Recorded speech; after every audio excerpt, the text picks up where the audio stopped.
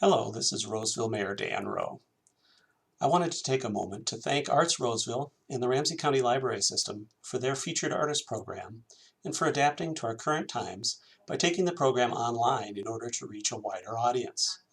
I believe the arts are important to us both as ways to express the feelings and emotions of our lives and our times, but also to find peace and meaning and hopefully understanding through creative expression and the enjoyment of that expression by others. I hope everyone gets a chance to connect with the Featured Artist Program and to appreciate and support the great local talent we have.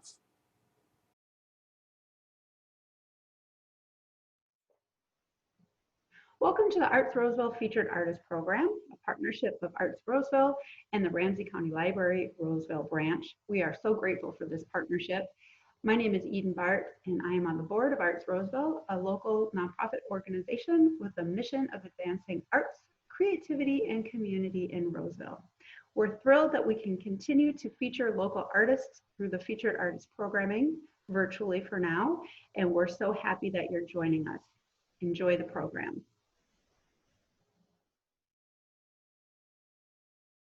Hello everybody, I'm Dan Newton, also known as Daddy Squeeze. This is my squeeze box, and sitting next to me is my main squeeze, Elizabeth Rowan, with her squeeze box. We have shared a long love together of music from around the world, particularly dance music. And we're going to start off today with some Swedish tunes on the accordions, and these are polskas. P-O-L-S-K-A, not polkas, different thing altogether. Polskas come from Sweden. These two written by a man named Dufa, and they are counted like this. 1, 2, 3, 1, 2, 3.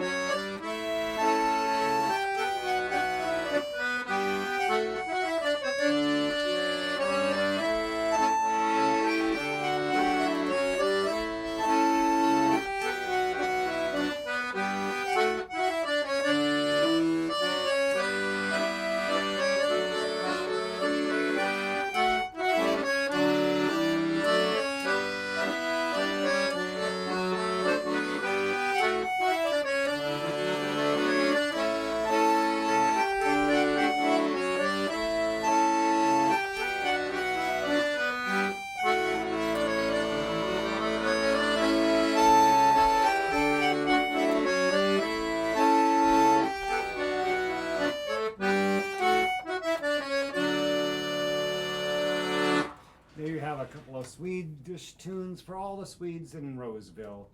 And we're going to move on to some other styles of music. We have this picture here because it represents an accordion lesson, and that's how we met. Elizabeth was looking for an accordion teacher, but she also has... Dan and Elizabeth, thank you again so much for joining us for the Featured Artist Program. Yesterday, when we were chatting in our pre-interview, you said that you hadn't thought about doing accordion music or washboard music as children. How did you find that music, and how did you find each other? I'll go first. I had music at home a lot. I mean, there was music in our house, and I played a lot of different instruments from the time I was in high school, all self-taught. But I was playing, when I was 22, I was playing piano in a band that played a lot of Western swing and country music. We were booked in mostly in old bars and honky-tonks that all seemed to have old upright pianos in them. And suddenly I found out we had gigs in a couple of places that didn't have pianos, and I didn't know what to do about it.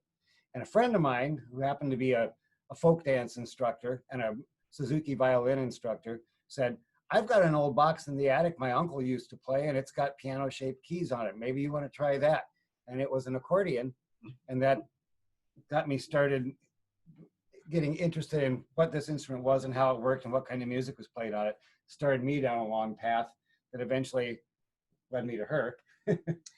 Because I, through Jim Dryden, he encouraged me to take accordion lessons. He was taking them, and he and I were friends, and he said, you should take them. And so I started taking accordion lessons, and like you, I had music in my life I played guitar and ukulele, and I was a camp counselor, so I did sing-alongs, and I was a first grade teacher when I met him, and I was always singing. And but this accordion, I really fell in love with how it worked, and he was a good teacher. Except for the first lesson. Oh, you're going to tell that? Now you have to. Go ahead. I lived in a third floor apartment, and accordions are big and heavy. They come in a big square case, and they can weigh up to 35, 40 pounds. But she had to walk 3 flights up a fire escape to get to my back door to knock on the door for her first lesson. And a friend of ours reminded us of this story. Apparently, I came to the door and I opened it about this far, and I said, "What's in the box?" I said, my accordion.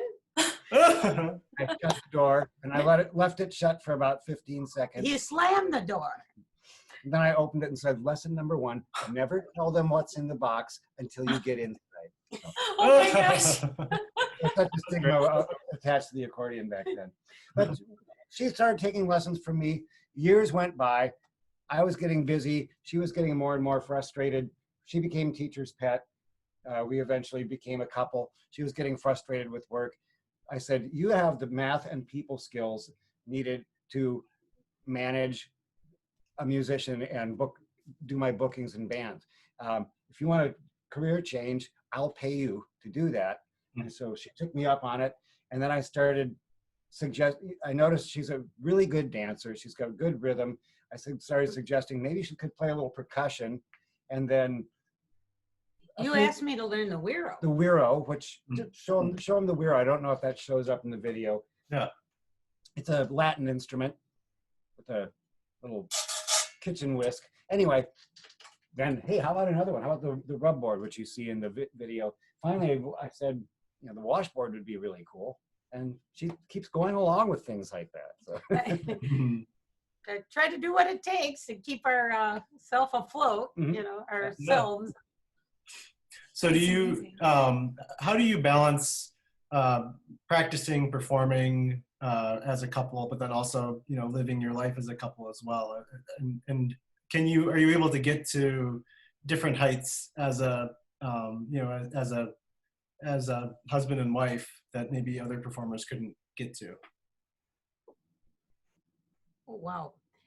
Well, you're asking us at such an odd time, because we are together so much more and at home so much more together. And we've had so much time to practice and play together and to keep our sanity, really, because, he's not gigging. I'm not working, trying to find the gigs, because I do the booking.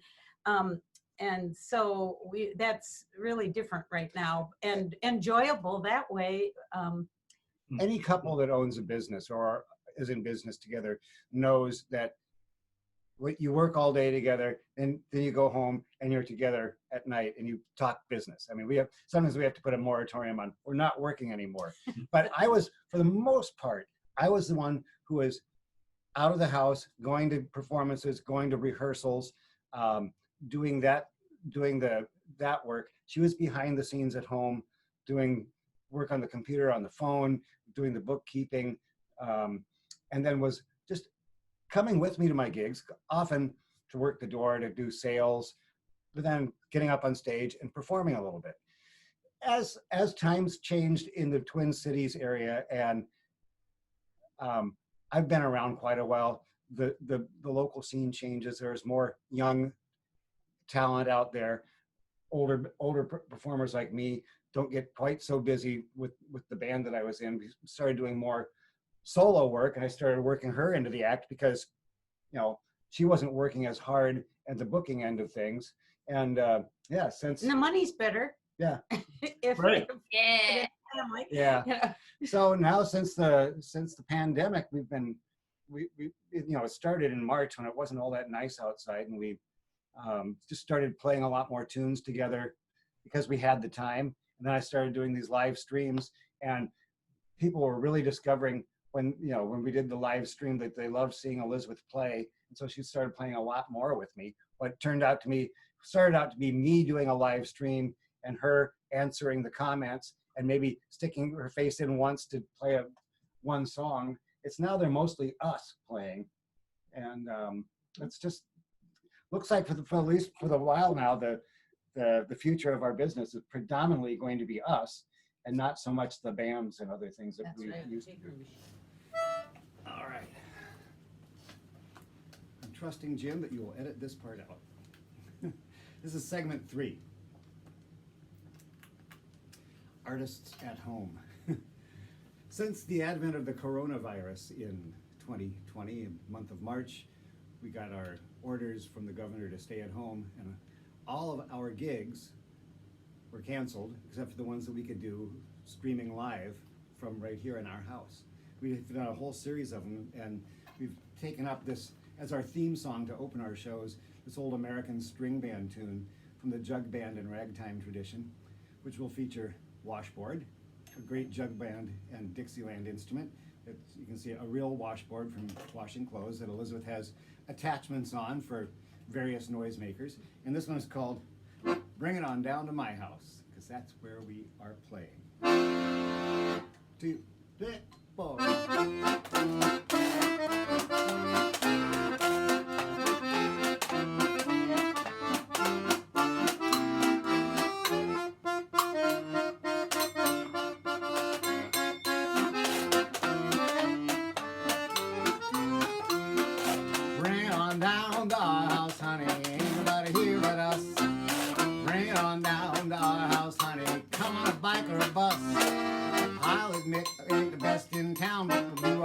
Till the bus comes round. Oh, bring it on down to our house, honey. Ain't nobody here but us.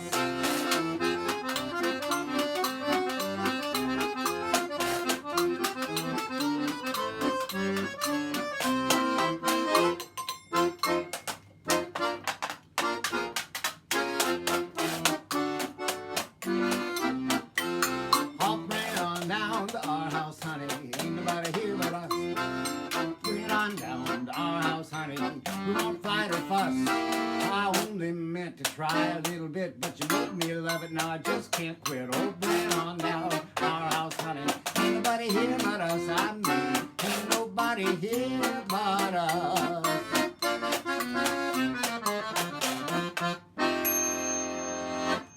All right, bring it on down to our house, we call it. And Elizabeth is going to switch over to a different kind of washboard instrument. I play a lot of Louisiana music, traditional music from the bayous of Louisiana, Cajun and Creole or Zydeco music, because the accordion is very common in that area. Although most of them play a button accordion, a few of the musicians down there, including my favorite, my biggest influence from that region, Mr. Clifton Chenier, who plays a piano accordion, and Clifton's brother, C.J. Chenier, took an old washboard like the one you saw previously and wanted to make it louder. So he went to a metal fabricator's, and apparently the story is he took a stick and drew a picture in the dirt of what he wanted, and they came up with this, which in Louisiana is called the rub board, sometimes the scrub board, or in the Cajun French, the fouetoir, which is an onomatopoeia. In other words, That's basically, they say, the sound of making it. And this time Elizabeth is playing with a pair of kitchen spoons. And we'll do an old tune that I learned from a Clifton Schneer recording called Paper in My Shoe. What does paper in my shoe mean? Well, there's two different meanings. One is, if you're so poor that you can't even afford new shoes and it's getting cold out, you line your shoes with old newspapers, and that's the paper in your shoe. The other meaning is traditional voodoo hex that you can put on somebody. If you want to control them, you write their name a certain amount of times on a piece of paper and put it in your shoe, and then you have control over them. Don't try it. Don't try it at home anyway.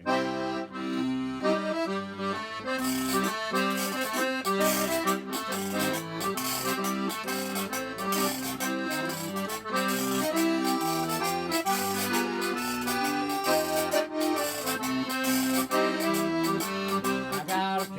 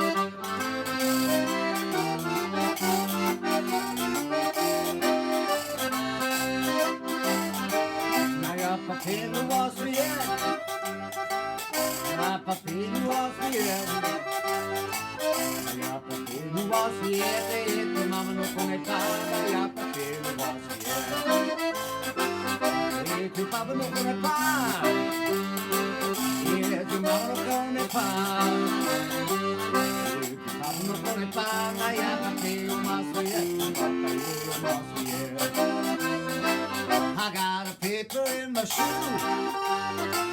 I got a paper in my shoe. I got a paper in your shoe, and your mama don't know I got a paper in my shoe. One more time. I got a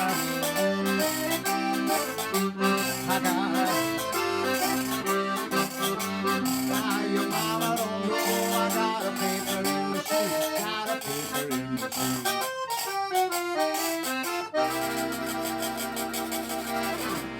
Music from just down the river from us in Louisiana. Dan, I heard that you've also been playing outside of nursing homes. How did you get that idea? And even with your live streams for both of you, do you feel like it keeps you on your toes creatively? Or do you feel like, oh, we've got another live stream coming up kind of feeling? Well, okay, the nursing home thing, I've always done a lot of entertaining in retirement communities, nursing facilities, care centers of all levels, everything from memory care and acute care to rehab and to independent living. And it's just a great venue for a musician to work during the day. I don't do a lot of lessons like many musicians do in the daytime. A lot of them do lessons, or a lot of them do repairs or something like that. I would do these retirement community performances at one point 250 times a year. Wow. When the pandemic came and people were not allowed to visit, some of them said, we have residents whose windows have rooms that windows open up.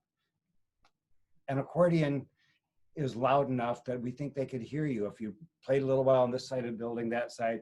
I said, well, I would need Elizabeth to come with me to help carry my gear, because it's a lot of work. So why don't you, if you're going to be there, why don't you bring your washboard? And that's another thing that has furthered our repertoire. And yeah, it does make us think more, because when we're live streaming, it's not just 45 people in a room that are seeing the performance, or 100 people on a dance floor, or whatever it is. When you're live streaming, the entire world can see you. And because everybody started live streaming at the same time, we had to be creative and come up with, for the first couple of months, every live stream I had a theme to it. Mm. And we and to answer your question, when you said, oh, now do we have to do another live stream? It wasn't as much that as they're stressful because the technology, there's always some sort of glitch. Sometimes they freeze, you name it. We've tried all the different systems, and we bought a microphone, we bought a stand, anyway, every time they made a change to the nature of Facebook, we would turn it on to get ready to do the live stream, and suddenly this week, oh look, everybody's green, or we're stretched out, or we're in a funhouse mirror, or it's a reverse image, or something, just all that kind of stuff. But the thing is, it's a stressful work, but we're not driving to it, and we look forward to it because we don't get to perform nearly as much. We were performing. I was working very hard this past year to limit the number of performances we do. I was often going to 12, 15 performances a week on a regular basis. Now we're down to 2 performances a week and less. During the height of the shutdown in March and April, we were live streaming 2 or 3 times a week, trying really hard to come up with new material to do each time. And while they're stressful, they're also exhilarating and rewarding because they keep us sane. It seems to they give us such great feedback, and it seems to make them happy, and they're so grateful.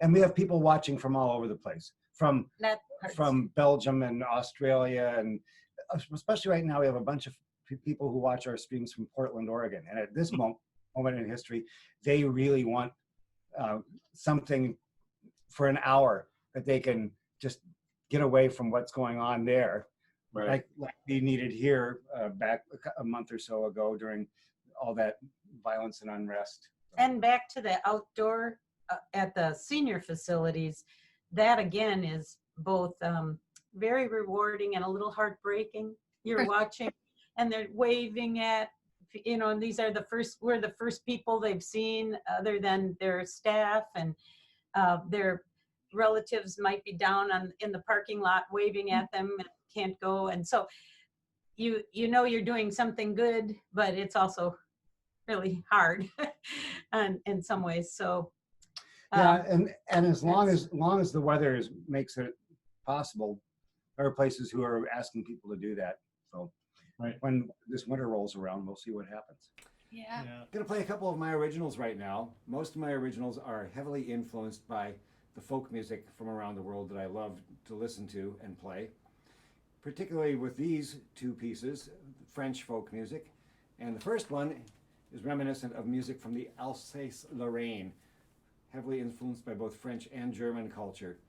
Most of the time, when we think of a waltz has this rhythm to it. 1, 2, 3, 1, 2, 3, 1, 2, 3, 1, 2, 3. But not in the Alsace-Lorraine. They not only make good quiche there, but they have waltzes in 5 and 10 and 8. And I'll play you one that I wrote in 8. 1, 2, 3, 4, 5, 6, 7, 8. 1, 2, 3, 4, 5, 6, 7, 8. And it's called the catbird because as the catbird is one of my favorite birds to listen to because they've got a huge vocabulary that mimics everything. I'm mimicking some traditional music here with a theme and then continued variations that get more and more convoluted before they return to the beginning and then touch on each variation one more time. Followed by a tune called the merganser, a wild sounding tune for a wild looking animal. The merganser is the duck with the big kind of tail feathers on its head, and they come in large numbers during the migratory season and disappear abruptly, just as the song ends abruptly. The catbird and the merganser.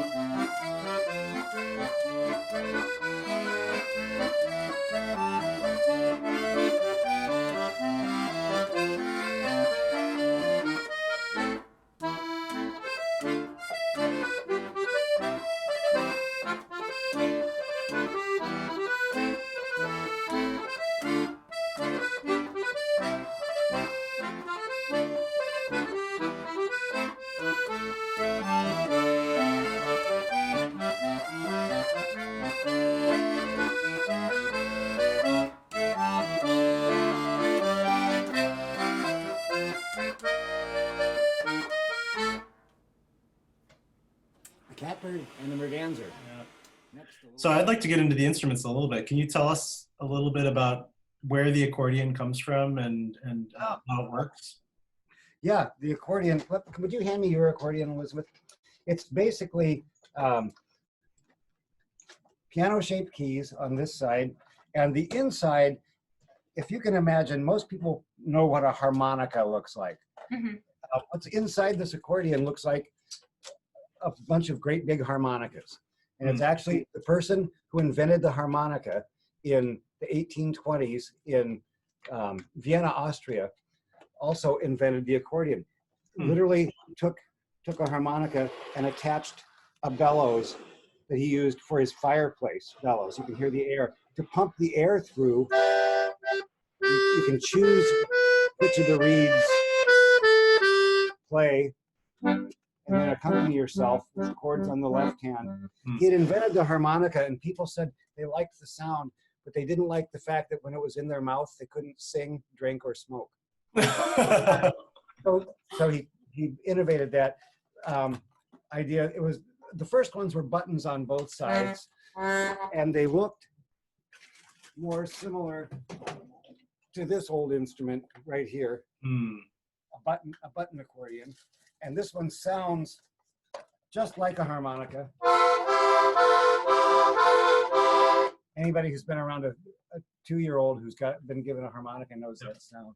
And so the button accordion was the earliest model. The piano keys were innovated successfully by Italian craftsmen who had moved to San Francisco for the wine trade right around 1900. They got this system perfected. And just interesting trivia. An average accordion has more individual parts than the average standard automobile. Wow.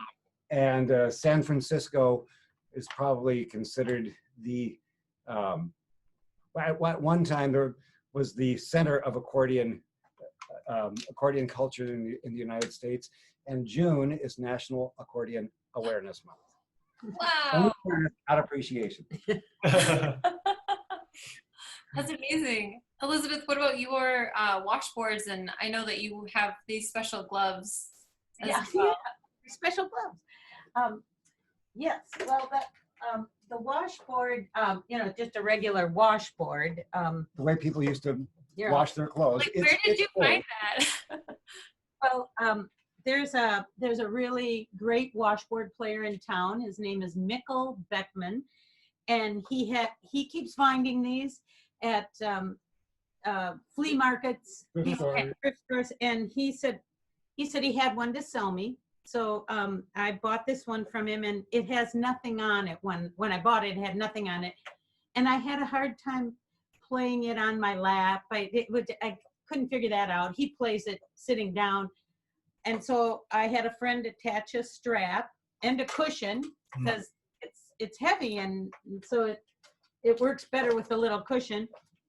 She's quite a crafter, my friend Nettie, and so then you start attaching whatever noisemakers you can to it. And I found just measuring cups, metal measuring cups, and a pan lid, and a bicycle bell.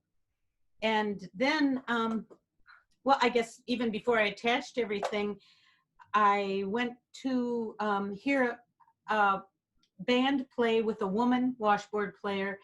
And I thought she was so great. And I went up to tell her how great I thought she was. And she said, well, if you're going to play, here's what you need. And she said, you can get these on the internet. You need these gloves.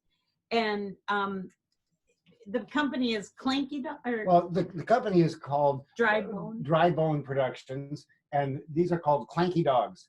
And they are just mesh gloves with beer bottle caps. Oh. And A lot of people play washboard with thimbles or with metal guitar picks, but they kept flying off my fingers, and or if you crimped them on, they hurt. And Mikkel says, the man who sold this to me, his fingers end up bloody at the end. You know, he plays so hard, and so I couldn't play, and I didn't want to play. I'm like, Dan, do I have to play? Yeah. The washboard. but Then these gloves transformed it. and if you can't remember the name Clanky Dog and you want to find those for your washboard, there's only one manufacturer of washboard gloves in the world. So if you search washboard gloves, you'll find it online. Yeah. And so they just, and then these just. You think I should have a horn too, but There's a lot of videos, vintage old footage of washboard players with ragtime and jug band and old time music. And there's a certain community of young musicians that are kind of in the general fringe of what's known as the bluegrass world, who really have picked up the washboard and brought it, kind of given it a revival in the past 20 years or so. I've been asked to talk a little bit about artistic inspiration. And I suppose most artists, creators, and crafters are probably like me in that there are many sources of inspiration. You can never tell when they're going to come. You can't force them. but you can work with them once you have those inspirations. I've recently engaged myself in a project that documents music compositions that I have made that all come from one source. Now they have different influences in their styles, but the source for all of these pieces are my dreams. All my life, I've had a frequent experience of waking up from a state of sleep with music playing in my head and kind of noticing that music and thinking, oh, that's an interesting tune. I'll have to remember that. And you know what happens when you wake up, you go to the bathroom, you get a drink of water, you answer the phone, you make coffee or tell the kids to be quiet, whatever it is. I would go back to try to remember that tune later, couldn't remember it, couldn't find it on a record, and it was gone.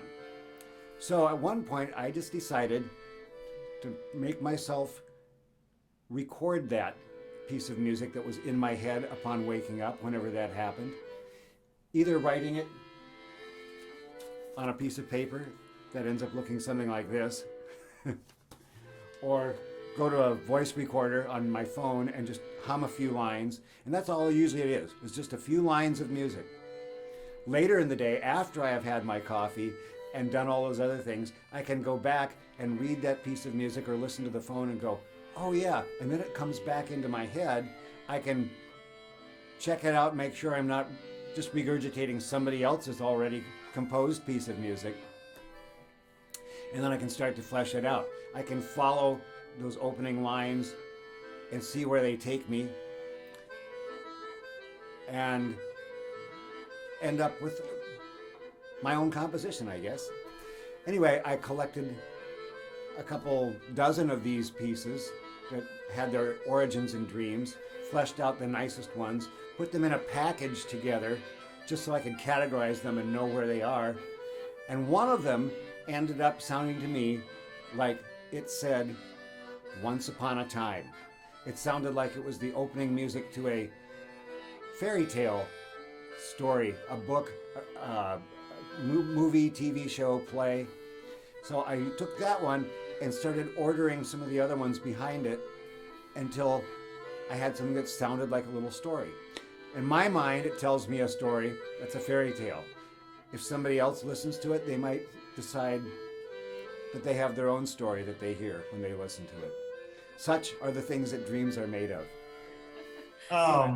So going back to the accordion a little bit, it seems like so many different cultures have accordion music. And I know that Zydeco is one type of music that you're really interested in. How did you get interested in that? And what other types of another French folk music? Yeah.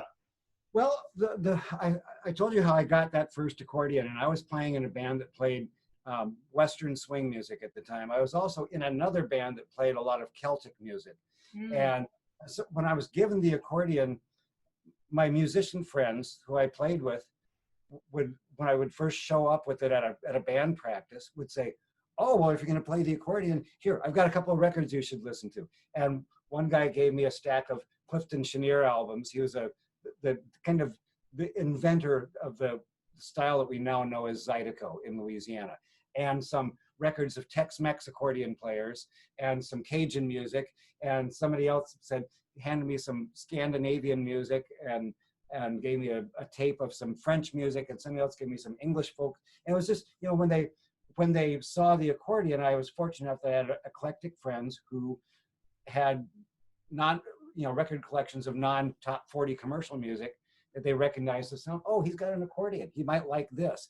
And then I set off on searches for things other than polka music, which was what most people know of the accordion.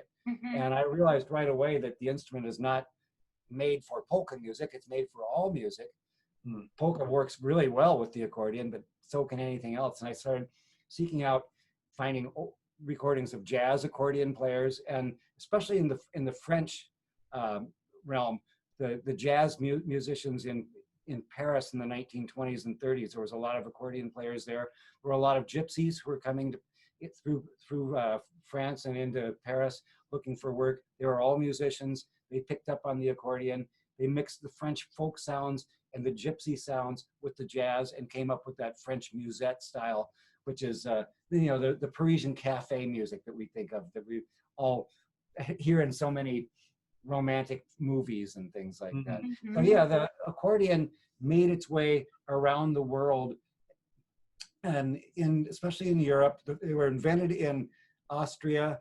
There was a man in the early days of the accordion who, the story goes, was going on a pilgrimage from Austria, a religious pilgrimage to someplace in Italy, and he stopped and got a couple of nights free lodging from an Italian family, and as a thank you gift, he gave them the small accordion that he was carrying, which was the first accordion in Italy. And that one just had 2 notes. The family took it apart, put it back together, made more notes out of it. Years later, same thing kind of happens. There's German immigrants heading to South Texas, and one of them passing through Louisiana gets a free night's lodging from somebody, leaves them an accordion, and the Marie Laveau, the renowned famous voodoo priestess, is apparently the person who ended up with the accordion in her hands, and she put some juju into it, and it became an instrument that was used for Creole and Cajun and Zydeco music. It was popular because it was easy to carry around, loud, and not real difficult to learn how to play. And the sound, that reed music, the sound of those reeds, shows up in music from all over the world. Reed instruments have been made for many centuries in all parts of the globe, and the accordion kind of gives people a chance to reconnect with that sound. And I suppose you're kind of a one-man band too, because you can Can give be. yourself your own accompaniment. Yeah, there are accordion players who do more of a job than I do. I mean, they use their feet for percussion and stuff like that. But you play your accompaniment on the left hand and the melody on the right hand.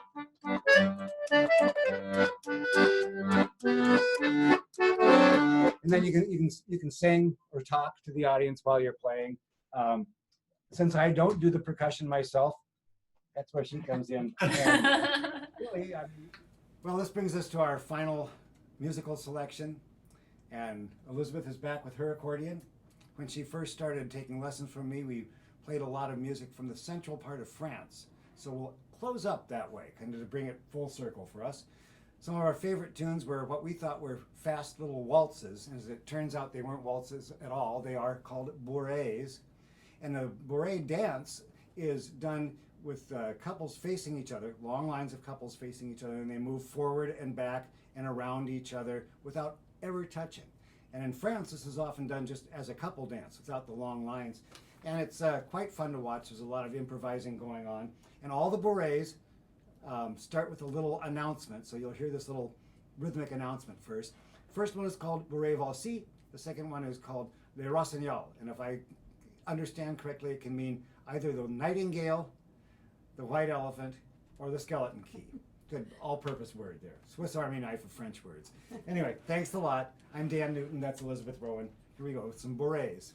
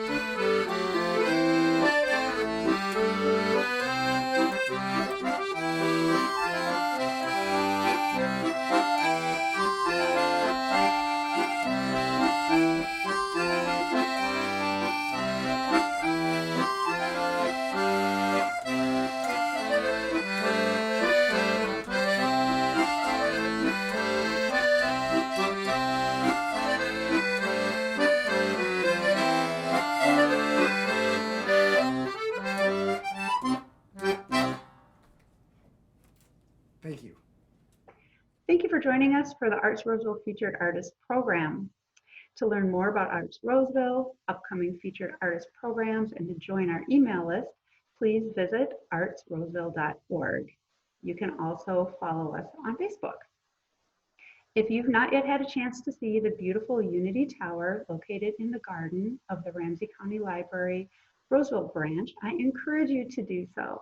This is a wonderful collaboration with students from Roseville Area Middle School, artist Lori Green from Mosaic on a Stick, and Arts Roseville. We look forward to future community collaborations. Thank you again for joining us today.